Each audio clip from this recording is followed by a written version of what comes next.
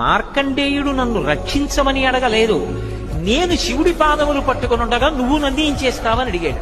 చంద్రశేఖర చంద్రశేఖర చంద్రశేఖర పాహిమాం, చంద్రశేఖర చంద్రశేఖర చంద్రశేఖర రక్షమాం, రత్నసానుశరాశనం రజతాద్రిశృంగ నికేతనం, సింజనీకృత పన్నగేశ్వరమచ్యుతానలసాయకం, క్షిప్రదగ్ధ పురత్రయం త్రిదశాలయైరభివందితం, చంద్రశేఖరమాశ్రయే మమ కింకరిష్యతి వయ్యమః అన్నాడు.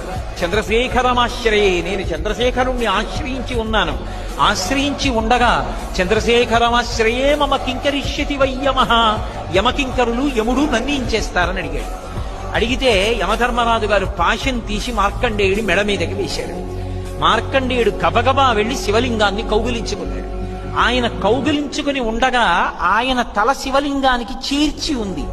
చీర్చి ఉండగా శివలింగానికి పిల్లవాడి తలకి వేరు చేసి పాశం ఎలా